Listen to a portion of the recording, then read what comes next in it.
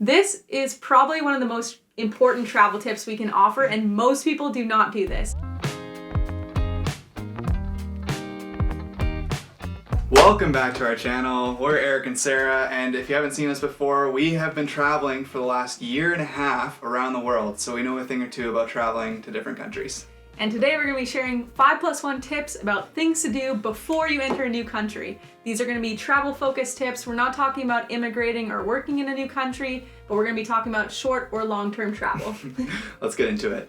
So tip number 1 is you need to research your travel visas and entry requirements for the country that you're going to. Every single country in the world requires a visa. Just depends on where you're from and whether or not you need to apply for that visa. So in order to figure that out, you need to just go to the government website. So for example, if you're going to Costa Rica, you can go to the Costa Rican government website and they'll have which visas you need and how to get a visa. There's also a different website that we'll link below that you can just plug in what country you're from, what country you're going to, what you need, and that includes travel and work visas as well. There's also different countries where it gets a little more complicated to get a travel visa, so sometimes it might be worth it to hire a lawyer or an agency to help you through that process. For example, a lot of countries in Southeast Asia, I think you can just hire somebody for like $100 or something like that and they'll help you out. And then as far as entry requirements go, some countries require you to have different vaccinations.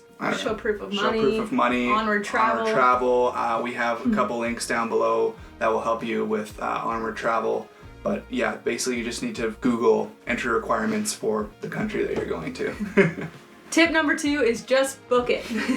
Just start booking things. So the first thing you obviously need to book is your flights. We always look on a site like Google Flights or Skyscanner to see what the cheapest days are, if you have a little bit of flexibility around that. And then we always book directly through an airline's site because we feel like that actually avoids any issues with a third-party site. So we always just look for fact check, but then we just book directly through a site.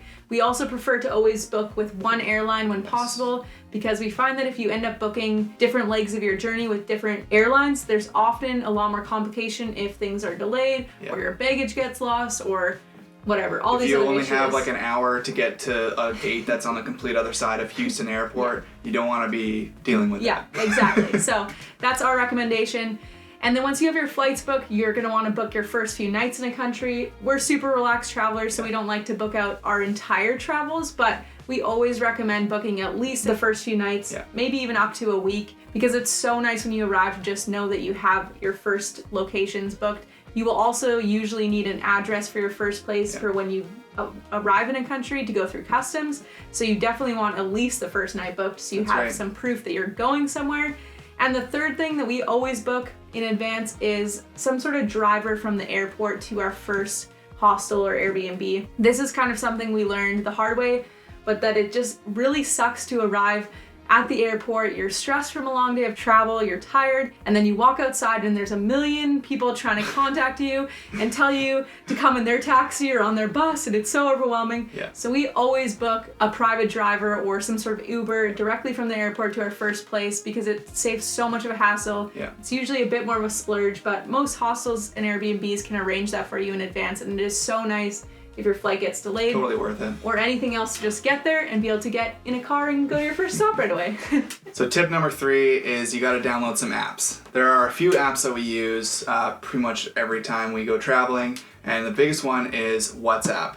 I never really used WhatsApp back home in Canada. It was never really a big thing. And then all of a sudden when we go to South America, it's like that's all anybody uses. Exclusively. Nobody texts. No, they use WhatsApp. It's really important just to be able to contact, say, even like your Airbnb or even a taxi driver. They'll just have their WhatsApp. You can just message them on there, which is pretty sweet. The other thing is Google Translate, Google Maps, and just making sure that you have those things downloaded, that you can use those things offline. So for Google Translate, there's just an offline option. You get all of Spanish basically downloaded and you're good to go. Same thing with Google Maps. You can set it so you have like a good amount on there. Download an entire country if you want to. And it's super useful if you're just, you don't have any sort of SIM card or anything. And then the other one is Uber. Uber is obviously very useful. Not every city has it, but when they do have it, it's super handy. Uber's really helpful, but another app that we use is Cabify. Cabify includes, I believe, some like personal drivers, but then also taxi drivers as well. So you can make sure that you get the cheapest option out there just to go drive for. And some other countries have different apps such as Lyft or whatever. Yeah, that's right. So just maybe do a quick Google search to see exactly what transportation app each country uses. That's right. Tip number 4 is to buy travel insurance. We never travel without travel insurance. We just think it's so smart to be insured when we travel.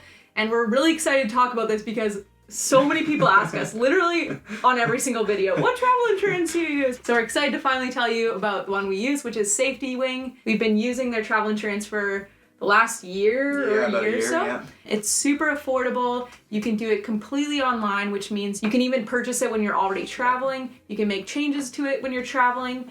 You can do it super last minute if you're all of a sudden booking a trip for in a couple days, no problem. Yeah. You can insure any travel over 5 days and you can cancel at any time. Their customer support is amazing. I think they have a 2-minute response time on the phone and a 7-second response time on their chat. It's insane. So they're just available at any time if you need to contact them. We had so many issues with other travel insurance companies and health insurance companies.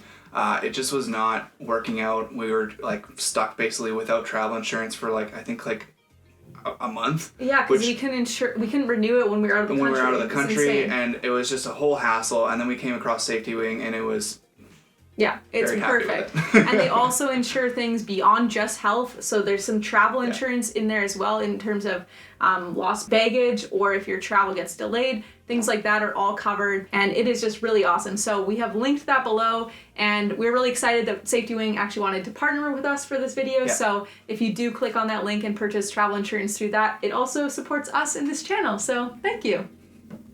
Tip number 5. This is probably one of the most important travel tips we can offer, and most people do not do this. And that is to print and copy your important documents.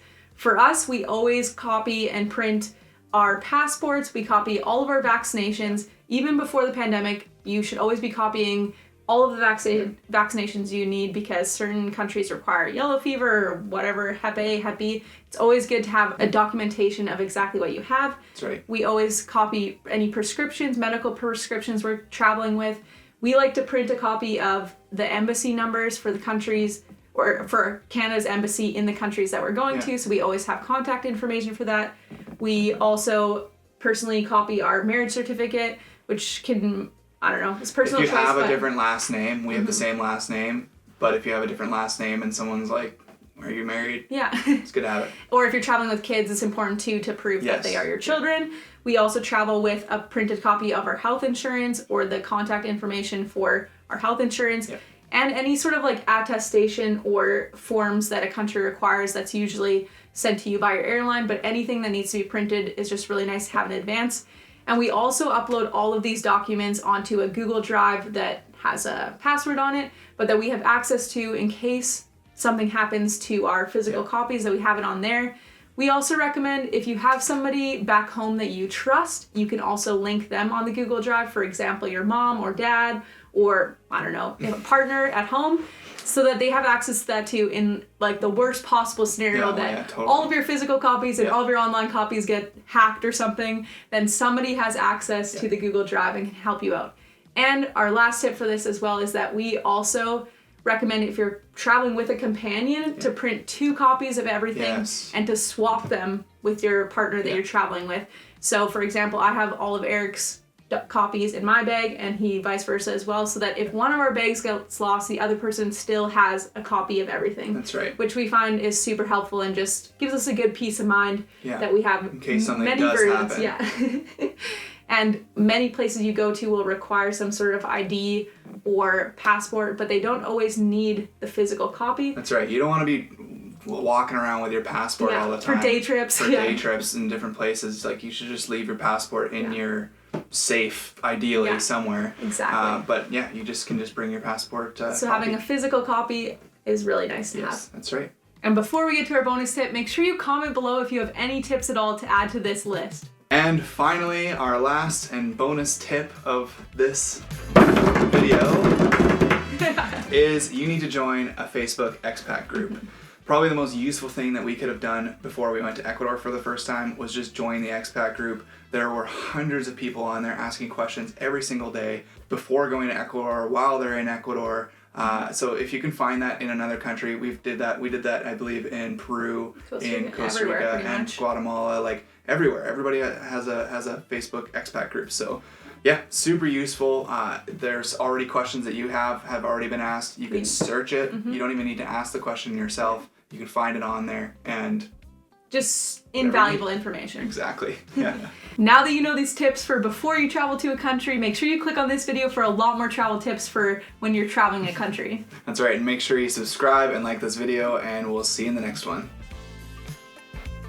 Nice. I like it. Okay, sweet. Okay, cool.